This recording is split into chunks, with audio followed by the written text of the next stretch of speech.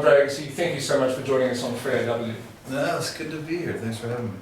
Now, why have you decided to return to Australia after so many years? I mean, you are one of the most popular players to grace our courts in the past few decades. Why have you stayed away so long? Yeah, it's a good question. It's unfortunately the trials and tribulations of the balance of life. It gets more precarious.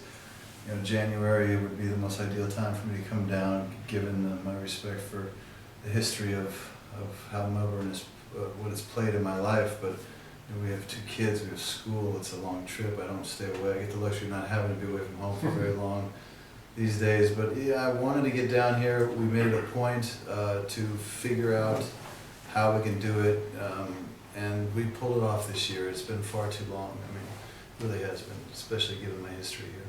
Now, audiences have been able to watch the open film series that's been playing on Channel 7. Your partners in this are Jacobs Creek. Tell us about how all that came together.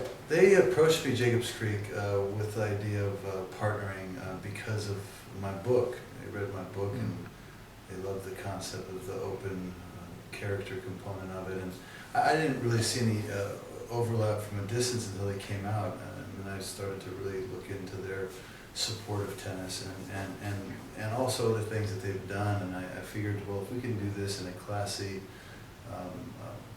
profound way, it might just be another vehicle for me to direct people towards something that I believe will impact their lives, and that's the fact that I've spent my 3 years writing my book to impact people on a much deeper level than I ever could on a tennis court. So I think there's overlap with that and the support of what they meant to the game, that we decided to work together with no real hard commitment, except if we both feel we can come up with a great product, and I'm really proud of it.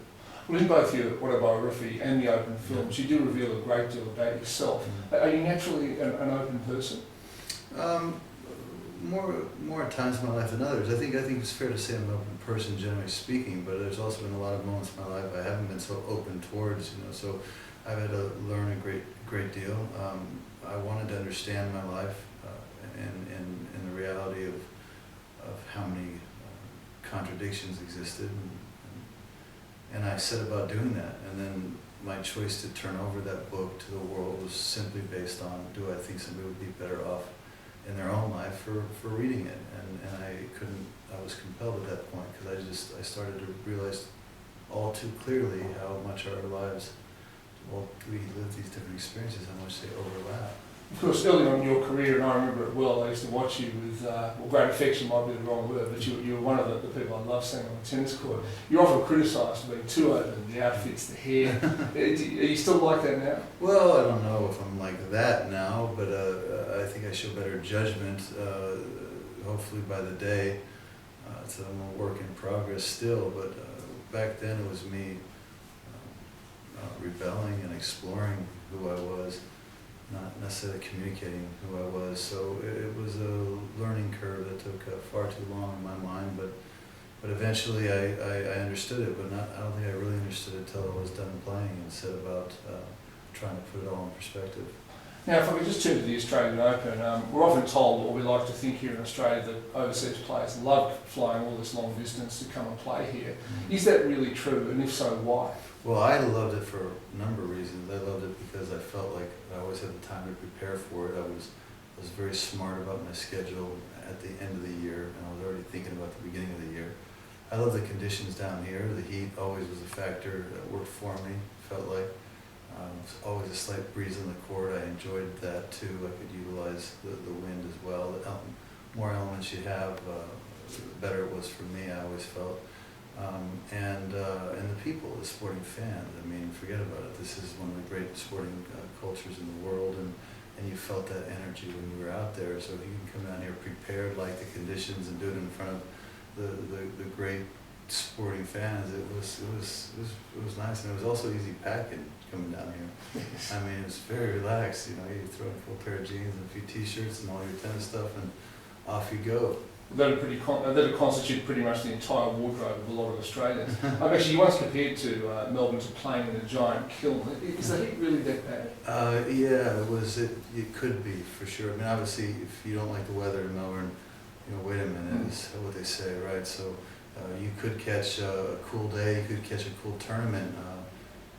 but if you caught it wrong, I mean, it was oppressive, the heat. And one of the worst scenarios was an incredibly hot day that turned into a little moisture where they closed the roof. Now you got 15,000 people. Now you get the heat of the court that's probably 140 degrees Fahrenheit off the court, and you got the humidity that's in the air, and it was pretty extreme conditions. Now, turning to this year's tournament, any tips on who's going to win the men's and women's singles? Yeah, it's I haven't been watching the women's side, but the men, Djokovic is absolutely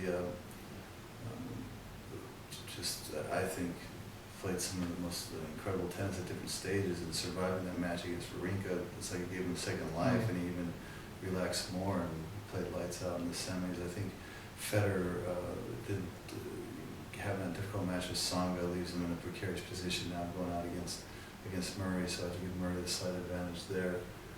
And then heading into the finals, Djokovic is going to want a little redemption, and I think it could be a flip of the coin. I'd give a slight edge to Djokovic over Murray in the final. Yeah, I think a lot of people would agree with you there. Now, just away from tennis at the moment, I know you're doing a lot of work with underprivileged kids in the United States. Tell us about that. Well, my foundation is focused on education for those kids that wouldn't have that opportunity, that are left with the alternative, which is our public educational system, which is getting worse by the day, it seems. So I built a charter school. It's about a $40 million campus in the poorest neighborhood of my hometown to provide that opportunity for about 1,300 children. So that's in Las Vegas? That's in Las Vegas, and now as a result we're building charter schools across the country. We found ways to scale what we're doing in a sustainable way, and it's exciting, the kids that you can help, but the lines keep getting longer, so there's always ones you can't help, and that's what keeps driving me. So I've read about these charter schools in the States, and they're essentially private institutions, but they're proving to be quite popular, aren't they? Well, they're independent public schools, what they are, so they can operate sort of as a business. They can have longer school days, higher standards, no teacher tenure. They can hold teachers accountable, kids accountable, parents accountable. They can run independently, which is a great luxury to have. So if you can do it well, and top operators who do it well get much better results. Just going back to your own career briefly, if I could, was Pete Sampras your toughest opponent over the years? Not quite as tough as myself at times. I think I was my biggest opponent for most of my career, but no question. I think Pete was great for a lot of reasons, but the one that people don't realize is that he had a real incredible ability to keep you out of your rhythm. I mean, just to just lull you into a sense of, wow, I'm playing better than this guy today, and he'd just keep holding serve, and then he'd raise his game right at the right moment, and it wasn't easy. It wasn't like playing Rafter, who was probably as good, if not better, athlete. He gave you rhythm, and he brought out the best in you. Pete would sometimes bring out the worst in you, and that's a skill. It's a weapon. It's an advantage out there. I understand that Sampras was not entirely happy with some of the things you said about him in your autobiography. Is he right to think like that? I don't know. I mean, he has a right to think whatever he wants, I guess. But in writing the book, I wrote it in present tense. So it's not me looking back saying this is what I now believe about you. It's me allowing somebody to understand what I was thinking, feeling, and perceiving through my entire journey, starting with 7 years old with my father. So, Pete was like a mirror to me. Every time I looked at him, I saw things that I wasn't, and some of those things that I wasn't was of great confusion to me. Some of those things I envied, some of those things I didn't envy. So, that was the truth of my growth in the journey, and I explained that to him, and he seemed to understand what I was and why and how I wrote what I did. But it wasn't a judgment. There was nobody in the book I was harder on than myself. Andre Agassi, enjoy the presentation with the open film, The Jacobs Creek, tonight, and thanks so much for joining us here on 3AW. Thank you for your time.